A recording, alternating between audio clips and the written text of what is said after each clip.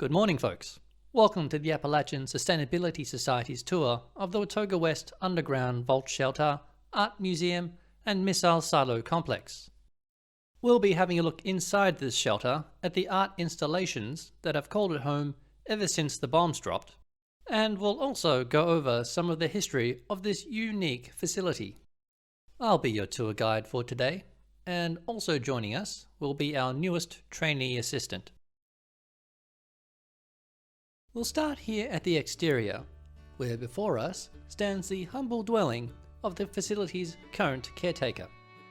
Before, this used to be a worker's shed for the miners working the cranberry mines below us, but had to be torn down due to its rundown state from years of neglect following the War of 2077. The elevator that leads down has been painstakingly restored to full working order after years of exposure to the elements, and today its condition is nearly identical to when it was new. In its heyday, miners would have used this shaft to haul up ore after a hard day of working the mines. We'll talk more about that as we descend down for ourselves. Unfortunately, due to its size, we won't all be able to fit in at once, so trainee, you'll have to take the next one.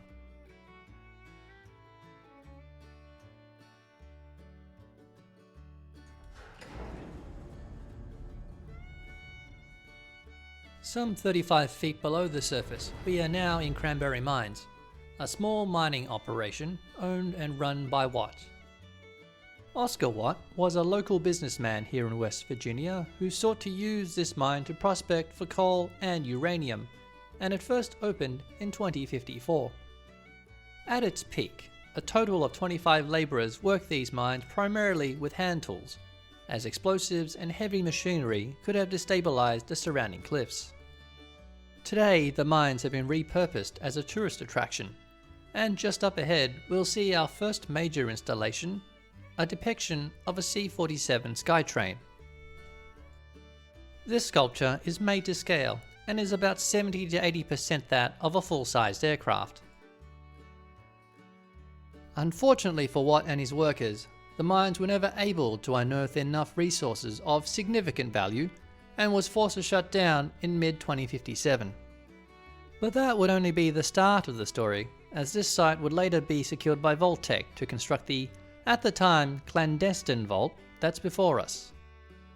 As with any other Vault-Tec facility, the heavy exterior door was designed to withstand nuclear blasts, as well as keep out potential foreign invaders and any other unauthorized personnel. If everyone would follow me, we'll head inside now and have a look at this former top secret facility that was tailor-built for the US Air Force.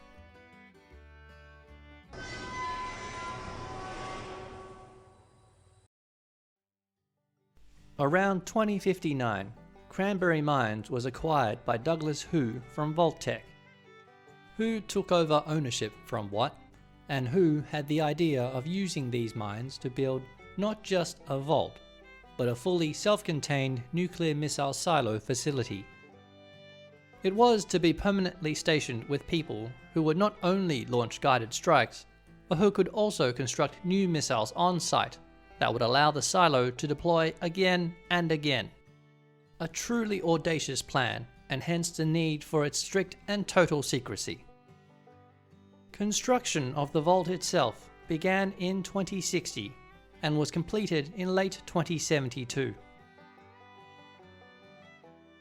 Today, the silo and vault's original purpose have been decommissioned, and where there would have once been first-line defences and automated turrets standing sentinel, the present-day entrance is a lot more inviting. The information desk would have been added after the museum conversion, and the displays added to give visitors a hint of what's ahead. There was even a front kiosk for any visitors who would like to stop to get a bite. Up here in what used to be the primary security checkpoint is now a small standalone gallery in and of itself. Guards that would have been stationed here would have been given explicit instructions to not just prevent any and all unauthorized entry, but also any attempted exiting from those already inside. The thinking was that to preserve the clandestine nature of this vault's operations, the hand-picked crew that were to be stationed here were to also live here permanently, so long as the silo stayed active in the event of a nuclear exchange. Fortunately for us, this vault's primary purpose is no longer active, and we're able to move about freely at our leisure.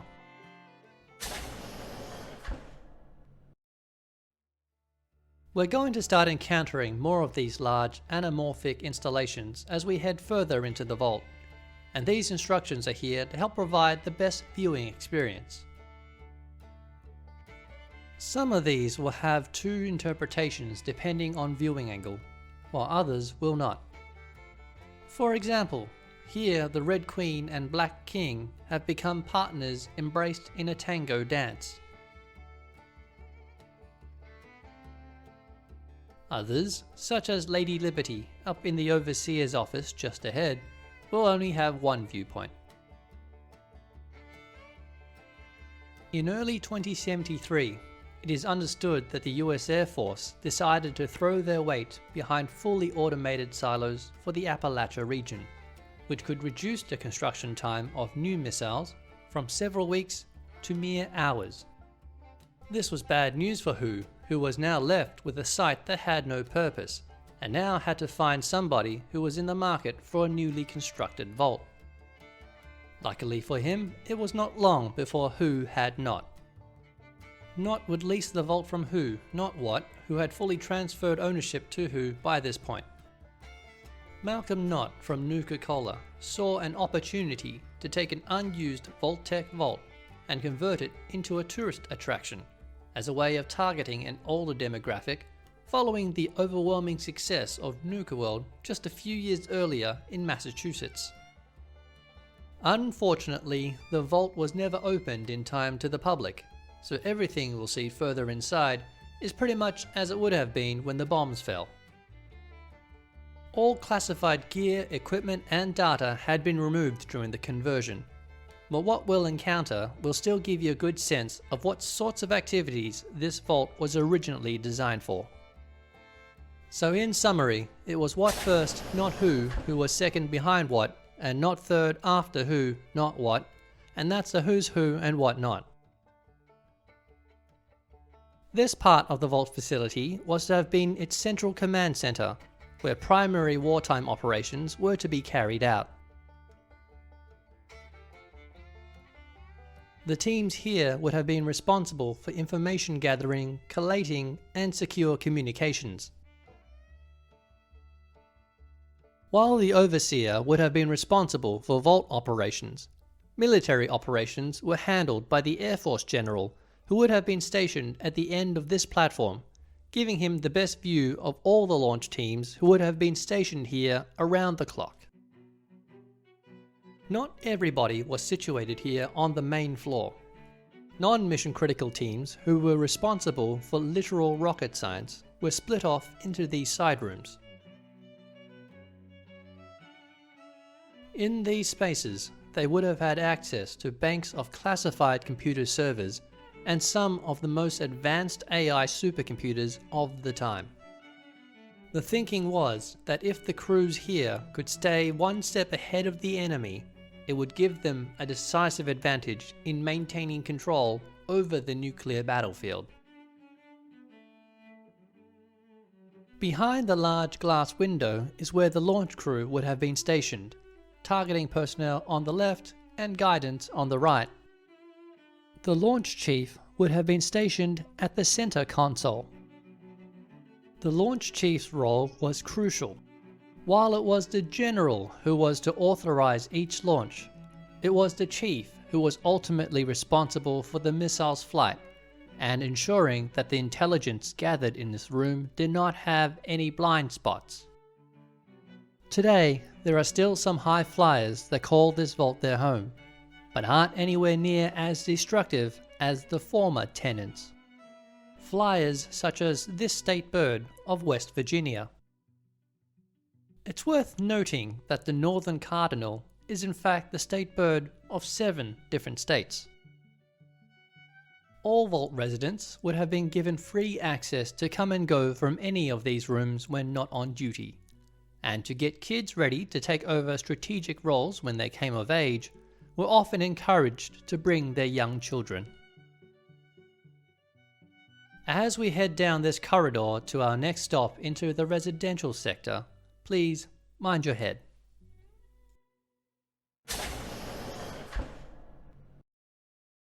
This area is the primary living space for the inhabitants that were to live here. The space was designed to help the residents relax and unwind after being on alert all day. To our left is a space that's been converted to give visitors to the museum a close-up look and a greater appreciation for what we've only been seeing from afar so far. Feel free to browse and consider these at your leisure. But for now, let's move on. Across the way is the 24-hour diner. Visitors could have dropped in for a coffee, light snack, or a burger and shake anytime, day or night. When Nuka-Cola converted this vault into a museum, they also added some of their own subtle branding to this diner.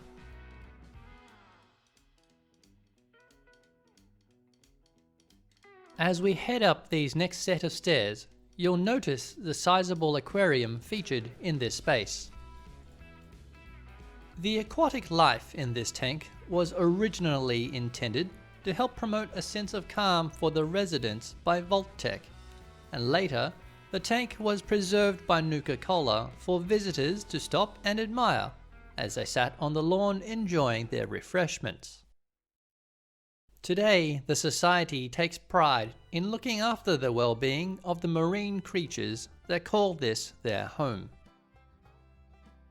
Up here, you'll first notice the doors to our right, which lead to the residential common room. In here and areas beyond is where most of the off-duty time would have been spent.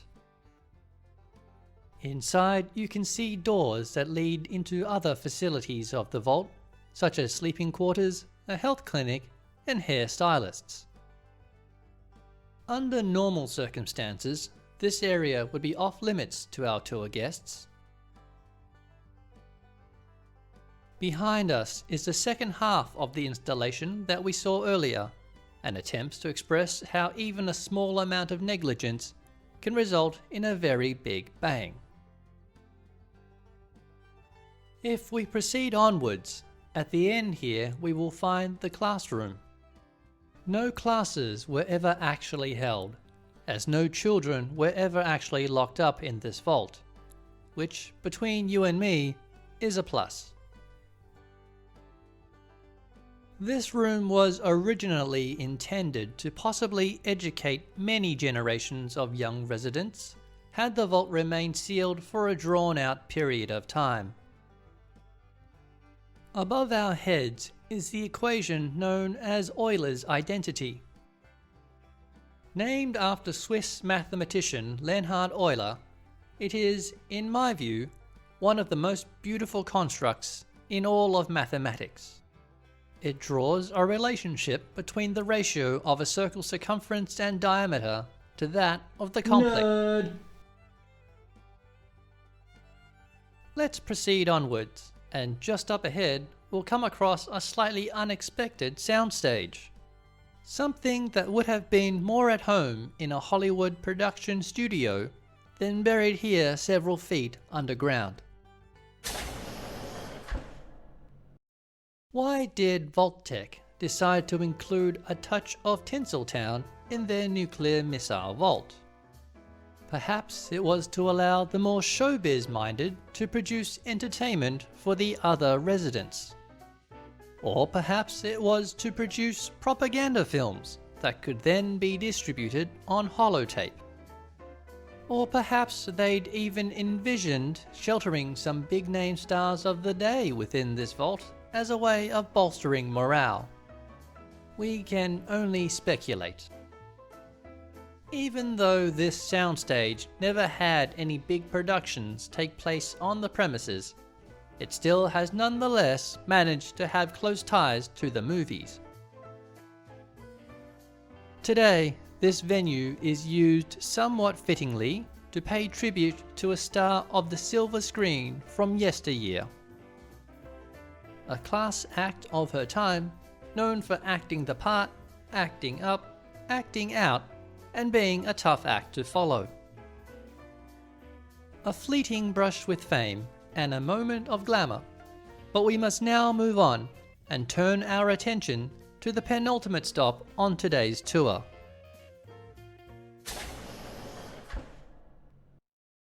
It wouldn't be Nuka-Cola to not take the opportunity to do an appropriate amount of marketing, and so far what we've seen has been rather understated by their standards.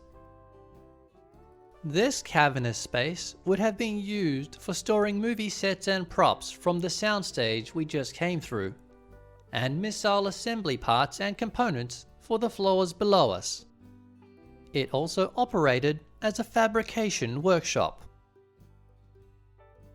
The large windows above us not only allowed in some natural light, but also allowed spotters to visually confirm every missile launch. Each of the windows are tough as nails and are rated to withstand incursion from radiological, chemical, and biological agents and door-to-door salesmen. Parts manufactured here would have been transported to the lower levels via freight elevator for assembly into larger components. All the sensitive equipment has, of course, long been removed, leaving Nuka-Cola with this space to create a shrine to their own corporate image. Nuka Girl is, or was, by far their most popular mascot. They say dress for the job you want, not the job you have. Well, when replicas of her costume were introduced for the 2062 Halloween season, it sold out so fast that retailers had considerable difficulty keeping up with the public demand. A water pistol version of her Thirst Zapper ray gun was also very popular with young children, and it was a common sight to see kids using them for water fights during the summer months. At the end here is Nuka-Cola's two other notable and well-loved mascots, Bottle and Cappy, with a message for all visitors who come through.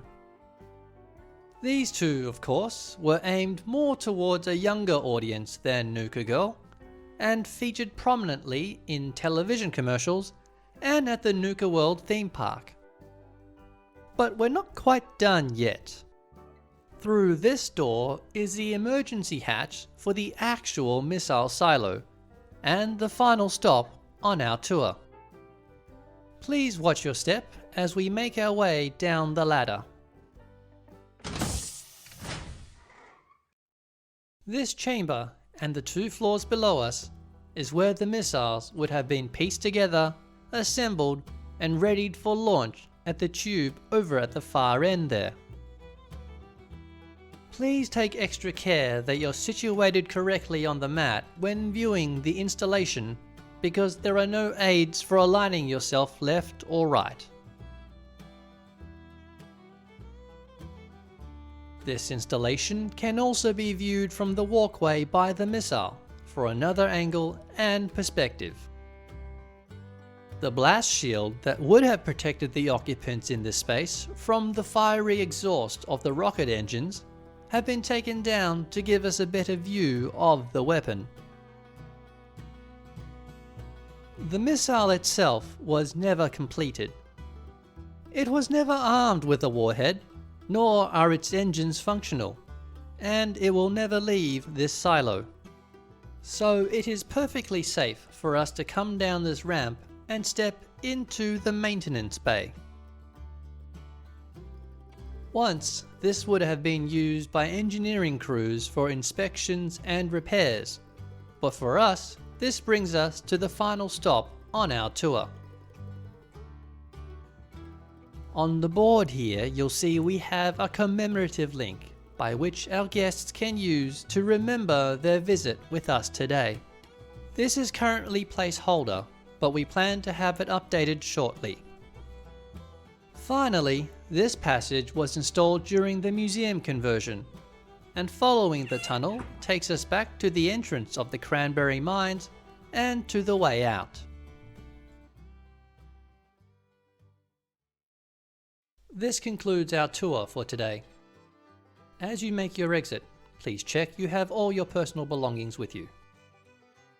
On behalf of the Appalachian Sustainability Society and the entire crew, I'd like to thank you for joining us. We know you have a choice of camp tours, so thank you for touring with us. We look forward to seeing you again soon.